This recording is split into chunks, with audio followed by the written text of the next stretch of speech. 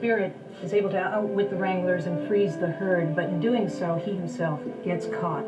The filmmaker's journey to bring Spirit to life began over 4 years ago with a decision to make a different kind of animated film, an unprecedented blending of hand-drawn animation with 3D computer animation, creating the most technically complex animated movie made to date. This is, as far as I'm concerned, a redesign, a rebuild, and a reinvention of traditional animation. The goal for this movie was to create a film that uses what is unique about traditional animation, but creates a world and an environment that audiences now expect and have seen in 3D movies. And I believe that marrying the best of those two worlds together will create a new kind of animation. It's not traditional anymore. It's not digital. So I've been calling it tradigital.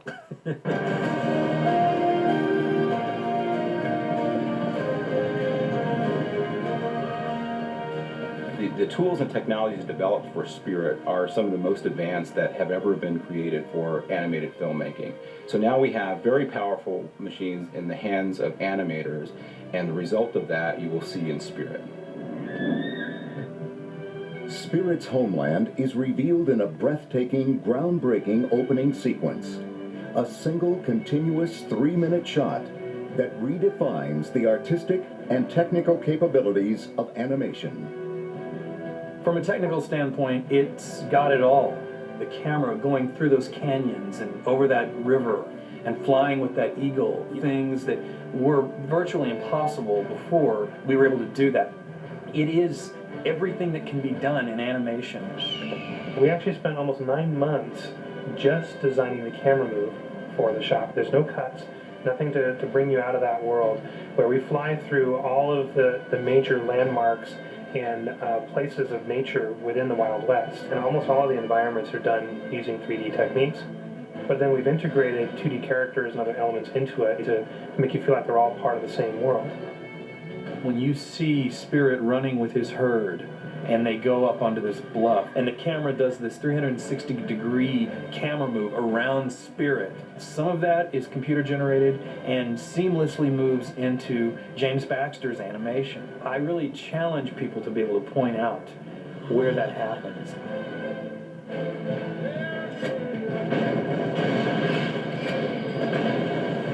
In Spirit, the effects were very naturalistic. So, there's a lot of organics, water, fire, dust.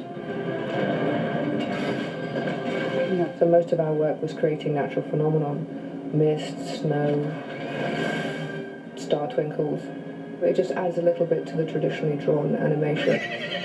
One of the dramatic high points of the film is a sequence we call Saving Rain. Both of the main characters are swept down river rapids, while the characters in the sequence are hand-drawn traditionally. A lot of the environments and the effects are produced using digital techniques and then integrated with additional 2D work as well. This is another traditionally drawn effects animation of kind of like a splash from the top down, and that's actually what we use to get all this real soft-looking foam on the surface. And in order to kind of pull the audience into that, we took a cinematography style, which is very kind of live action. We used all digital sets so that we could get in there and move through them in a three-dimensional way and try to put the camera right down on the water like the whole thing was being shot by a raft that's floating down the river with them. So it's all has a kind of a handheld feel to it. It's all very dramatic.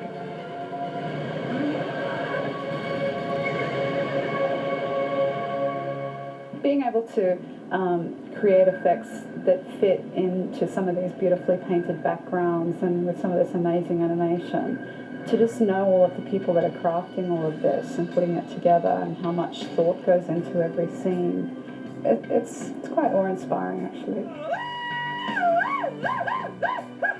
Spirit presented other challenges to the filmmakers, such as realistically rendering the complex movements of a horse. Animating Spirit is the most difficult animation assignment ever given. There's nothing more difficult than to animate a horse. And, we are very, very lucky here at DreamWorks that we have one of the greatest animators working today, James Baxter. It was quite daunting at the beginning because when I first started to draw horses, I suddenly realized how little I knew. So we went to experts, anatomy experts, anything that we could get our hands on to figure out what makes these animals work.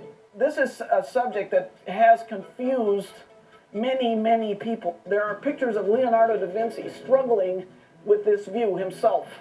And it's a huge achievement to be able to show a horse gallop correctly, because there's a lot of parts. Every frame and every cell in the animation has to be separately handled, and there's a neck, and there's a head, and there's a flying mane, and there's 2 ears, and there's 4 legs. That's terribly complicated to control that from one frame to the next to the next. It's tough to do expression. So my job is not to force you to do a perfectly anatomically accurate horse. My point is to give you your point of departure so that you know just how far you can push it. So we had to design his face in such a way that it still felt like a horse, but it had elements to it that you could convey emotion with, like eyebrows. I mean, real horses kind of don't have eyebrows. They have eye ridges, but not a big dark eyebrow like we have. It's a very useful device in animation, your eyebrows, to convey emotion. The single most overriding thing that is not just that the anatomy is technically correct, but what drives the animator's pencil is what's in the animator's heart.